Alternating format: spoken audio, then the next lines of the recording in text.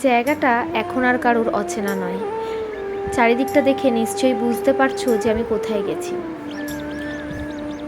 শুভ সন্ধ্যা বন্ধুরা, তোমরা সবাই কেমন আছো? আশা করি সুস্থ আছো, ভালো আছো। পিয়াশ্রীর স্বাস্থ্য সম্বল চ্যানেলে তোমাদেরকে স্বাগত জানাই। আজ যেহেতু বুধবার, তাই হঠাৎ মনটা টানলো যে মায়ের কাছে যাই, একটু ঘুরে আসি। হ্যাঁ, মা শ্যামসুন্দরী। তো বাইরেটা দেখো, বাইরেটা আগে এত দোকান ছিল না, এখন চারিদিকটা দোকানে ভরে গেছে। মায়ের ফটো, ফুল, মালা, এমনকি চকলেট, আর তার সাথেও ছিল কিন্তু অনেক রকমের পুতুল, যেটা মা খুব পছন্দের জিনিস। আমাদের মা যেহেতু বাচ্চা মা, ছোট্ট মা, 5 বছরের ছোট্ট মা, তাই মা কিন্তু এইসবেই সন্তুষ্ট হয়। তাই এইসবের জিনিসগুলো কিন্তু সব বাইরে পাওয়া যাচ্ছে। এই যে আমি মন্দিরের ভেতরে ঢুকে যাচ্ছি, আর দেখো পুরো ফাঁকা। আজকে 2-1 জন মাত্র ছিল ভেতরে।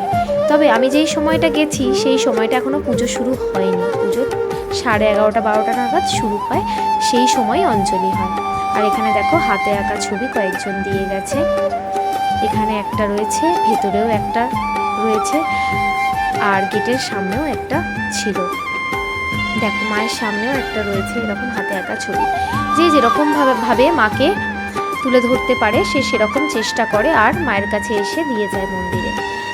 তো দেখো মাকে আজকে কি সুন্দর লাগছে।